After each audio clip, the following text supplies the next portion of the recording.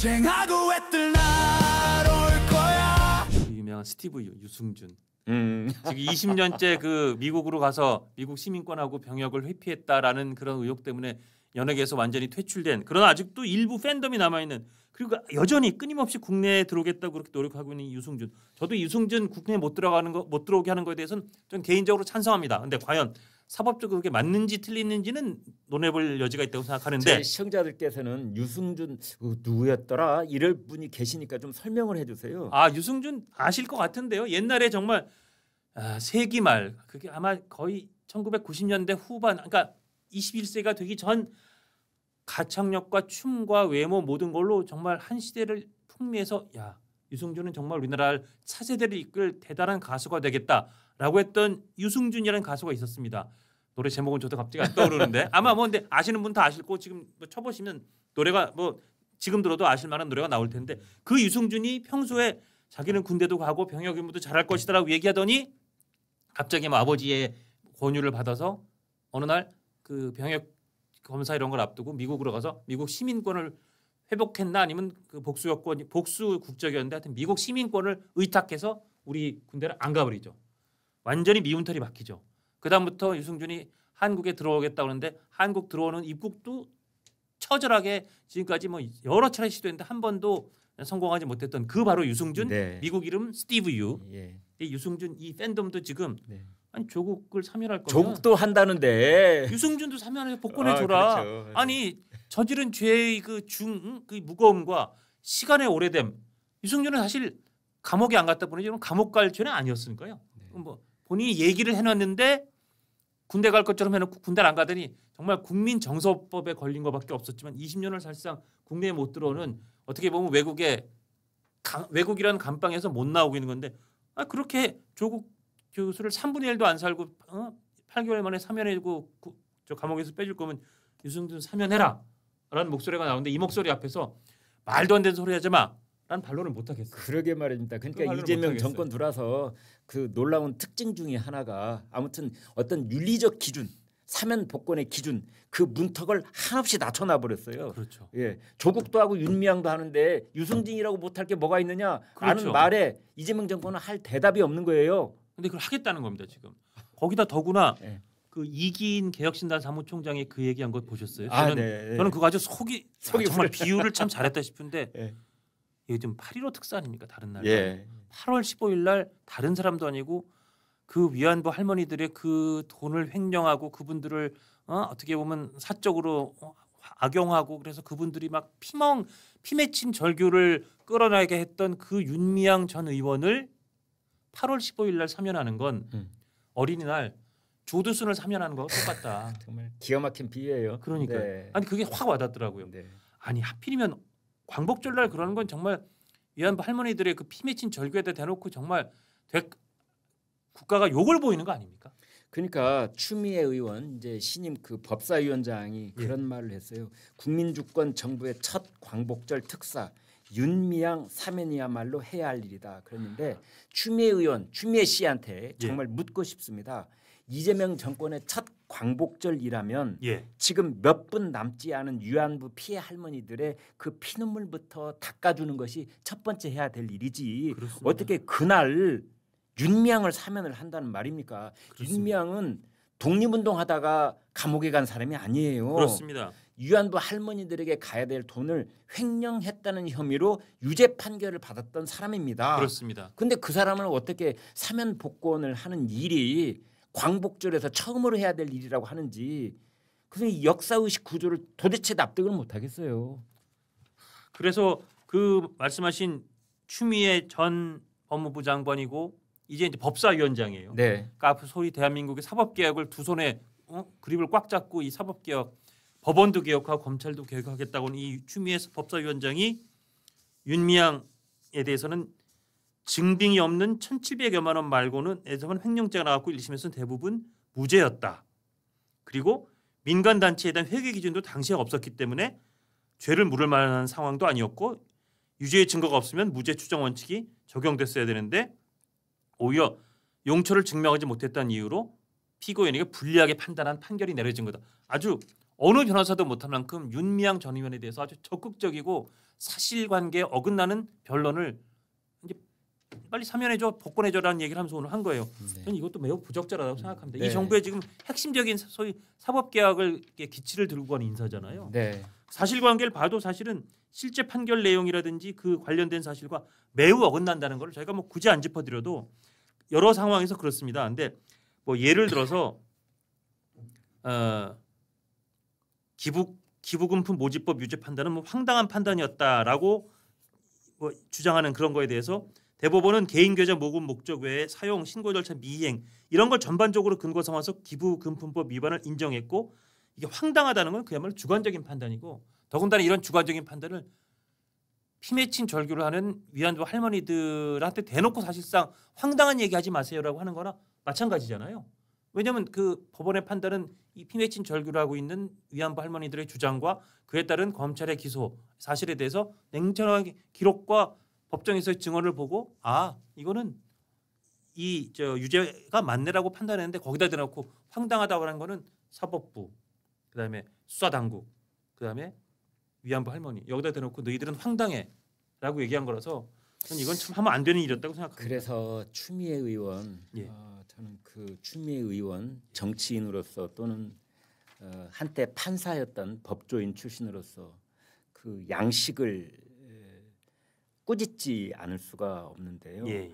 지금 말씀하신 그런 내용들을 추미애 의원이 주장을 하면서 그 윤미향한테 유죄 판단을 내린 분이 마용주 판사였습니다. 예. 그런데 저 지적을 하면서 마용주 판사 이름을 적시를 했더라고요. 예. 마용주 판사는 조희대 대법원장 추천으로 지금 대법관이 돼 있는 사람입니다. 그렇습니다. 예. 현재 대법관이 돼 있는 마용주 판사를 저 일을 했다는 것을 이름을 딱 박아가지고 그렇게 쭉 얘기를 했더라고요. 이거는 좌파 진영에게 좌표 찍기를 해준 거나 마찬가지고 딱 그거죠. 판사 출신이란 추미애 씨가 정말 이렇게까지 어떤 양식이 땅에 떨어질 수 있는가 그런 생각이 들어서 정말 한심했습니다. 그래서 아무튼 이 저 윤미향 오늘 이제 어떻게 될지 지켜봐야 되겠는데 윤미향 전 의원은 사실은 엊그제까지만 해도 기사가 너무 윤미향 전 의원이 나 이제 다 사면됐다는 것처럼 딴 사람들한테 막 소위 속된 말로 막 야질 놓듯이 하는 걸 보고 저러다 윤미향 전 의원은 사면 대상에서 잘못하면 빠지겠다. 너무 성급하게 나선다라는 분석도 좀 나오긴 나왔었거든요. 그러니까 자기 SNS에 그랬더라고요. 광화문 광장에서 봐요. 이따가 봐요. 그랬더라고요. 그러니까 자기는 사면 복권 된다. 그런 그러니까요. 확신을 갖고 있는 것 같고 8월 15일 날 뭐 이재명 대통령 국민 임명식 할 때 예. 자기도 거기 와서 앉아 있겠다는 거예요. 예. 초청을 받았는지 안 받았는지 그건 모르겠습니다만은 예. 아무튼 거기 앉아 있을 테니까 거기 와서 만나자 하면 이러고 있더라고요. 지금 그 하는 행태가 예. 이미 사면 복권 받은 사람 이상으로 거들먹거리는 그런 아주 볼썽사나운 행태를 보이고 맞습니다. 있는데 맞습니다. 추미애 이 법사위원장이 마용주 판사에 대해서 엄청 비판을 했잖아요. 예. 뭐 굉장히 길게 썼어요. 이만큼 썼어요. 이만큼. 네. 써갖고 제가 저보다 조금 머리가 나쁜 AI라고 있어요. 얘한테 제가 추미애 의원의 글을 쫙 보여준 다음에 예. 자, 이 글과 예. 확정 판결 내용과 음. 맞춰서 음. 자 틀린 거 뭔지 한번 어. 지적해 볼래? 라고 해줬어요. 네. 그랬더니 예.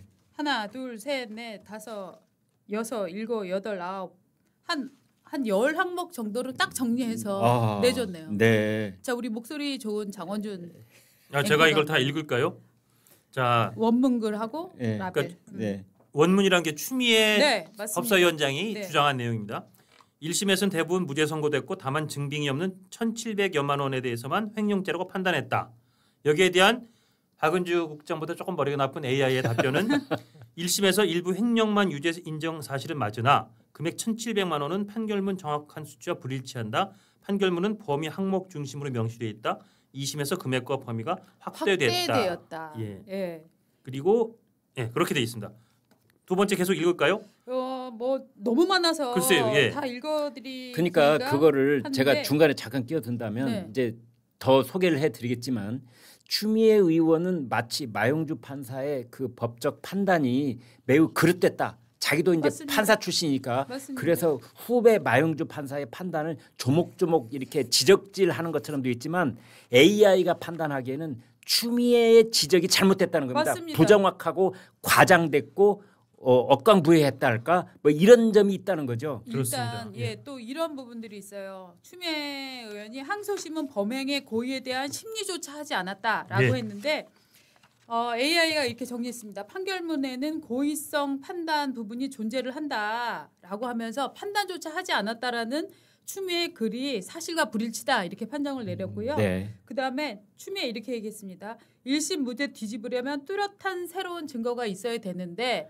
2심에서 그것도 없이 뒤집어 버렸다라고 얘기를 했거든요. 예. 그러니까 형사소송법상 항소심도 사실심이므로 기존 증거를 재평가하는 게 가능하다. 즉 새로운 증거가 나오지 않아도 기존에 제출된 증거에 대해서 새로운 해석을 할 수 있다. 그걸 바탕으로 새 증거가 필수는 아니다라고 얘기를 했거든요. AI보다 조금 더 머리가 나쁜 제가 보기에도 1심 무죄를 뒤집으려면 뚜렷한 새로운 증거가 있어야 된다는 이건 새빨간 거짓말이에요. 그렇죠. 새빨간 거짓말. 아니 1심, 2심이든 사실심이든 당연히 2심의 고등법원 내지는 항소심 재판부가 보고 이거는 1심에서 이거는 법리 오해가 있었네. 이 똑같은 기록 가지고 유죄 판결을 얼마든지 내고 대한민국에 당연하죠. 수백 수천 개의 그런 판결이 나오고 있어요. 그건 국민들한테 새빨간 거짓말 한 겁니다. 그러니까 여기도 절차 오해 이렇게 표현했는데 10개의 부분만 그 라벨을 붙인 거예요. 그 라벨 붙인 거 보면 부분적 사실 플러스 수치 부정확, 원칙적 주장 플러스 법리 단순화, 예. 과장,